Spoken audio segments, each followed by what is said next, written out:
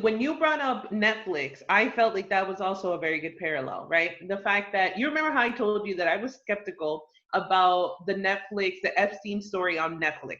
Mostly because why? Because who is on the board of Netflix? Oh, yeah. Yeah. Who? Obama. Oh, yeah. He actually has a board membership now. Okay, Yeah. right. Yeah. Wow. Okay.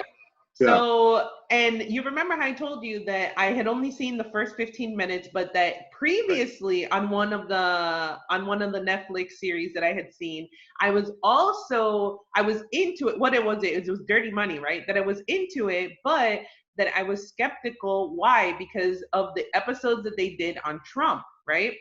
And sure enough, if you watch this Epstein special, it's only 4 episodes. But if Right, we you watched watch it. Yeah. it, it's so incriminating for Trump, dude. They always have to talk about Trump, about Mar-a-Lago, and they do talk Yeah. about Clinton, but Yeah. they barely talk about other people. They brought up Trump in every single episode. Oh, so you know what happened then? Like, so my wife actually watched the first two, right? Now, normally she wouldn't digest political stuff. Anything I'm saying, she doesn't want to listen to, whether it's political or not. Uh, Yeah. but this, because it's kind of like in a entertaining series form or something like that, she was watching it. She watched the first two episodes, and then I watched the two after that. And I didn't get that big Trump thing from the last two episodes. I saw Clinton was nailed on the island, and You gotta watch the first two. maybe I'm seeing what I want to see. But Jim, you mentioned Yeah. that they had that reporter from Vanity Fair right in the first episode who's actually, Vicky Ward. That Vicky was her Ward, name. right? Vicky Ward, Vicky who's Ward. pals with Ghislaine Maxwell, right? But this thing at the end, man, I mean, the last two episodes anyway, everything I got from it was really sympathetic with the women, really telling their stories, and really basically saying all these rich people are monsters, and yes, there is a worldwide pedophilia ring, basically, and Clinton probably was part of it. I mean, I really thought it was powerful, but maybe they're expecting, maybe I don't know, because 90% of people watch only the first two episodes of every. Right. See, what I really got from that whole thing was that they were very sympathetic to the victims, but I felt like they could have used this to kind of blow up the story and really put on blast whoever it is. They really didn't focus on who these other perpetrators were. They were just focusing on the fact that these women were trafficked. That's it. That's all they kept saying, was that they were trafficked. They didn't say who they were trafficked to. They didn't say. They did mention Bill Clinton and obviously Prince Andrew, but that's because their names are already out there. Right. Well, you're right. You know? At the beginning of every episode, they should have read off the list of names.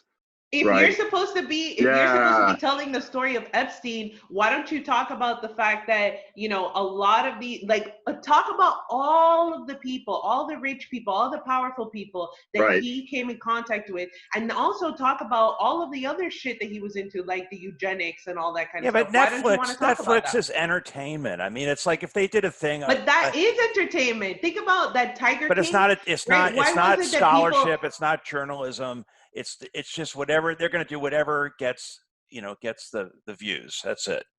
But people that were watching, dude, a lot of people know about the Epstein story. If what they saw on that was, do they? Nothing. Because all my friends are like, he killed himself in jail. That's what people still believe that. I have a lot of neoliberal friends. So. Well, so I'm along with Steve. That I think most people I know would be like, really, this stuff happened, and they might get interested and go look. And I'm thinking it's a positive that, but I know what you mean. Of course, like if we were developing it, would have really uncovered all these monsters that were affiliated with this. That are, it can give a little cover just by not mentioning. I agree with that. Well, it reminded me a lot of the R. Kelly, the surviving R. Kelly story. That it just has like those R. Kelly the stories. They have the victims go on and tell their stories, and obviously it's very hard to listen to those things, but it's almost the equivalent of what we have been talking about with you know, with all these murders being filmed and all that, it's like murder porn, right? But so this is like rape victim porn, essentially, where you just want to hear about how these victims all got, you know, traumatized by whatever they've been through, but you're not holding anybody to account. That's the whole, that is the purpose of journalism, of telling these stories, is to hold people to account. I mean, obviously, Obama being about anything, I know that accountability is not a part of the equation. So I'm not holding my breath on that. I would have preferred something along the lines. I would prefer a long running series along the lines of that one that went after Scientology, where she basically is just like, have you ever watched that? Oh, the Leah Remini? Yeah, that was I mean, that was just like getting testimony from all these people and talking about how horrible all these people were involved in it and all the terrible mistreatment and abuse they suffered. You know, it was really, I think, really exposed the you know, Scientology quite a bit. I don't think I've seen that one, but if it talks about actually, like you were saying, exposing, you know, the mechanism behind everything, well then yeah. But if you're just going to talk about, have these victims go out and tell their story, I mean, it's not like I'm unsympathetic to their story. I am sympathetic to them, but it's just a matter of like, to what end? What, he's already dead. So that's the whole thing, that it's like you're shitting on this man who's already dead because you can't hold him accountable, but you're not holding the other people accountable. Why aren't you talking about, why aren't you investigating Ghislaine? You know, why aren't you, the fact that he had all of these other women who were scouting for him and stuff, you know, why aren't you talking to them?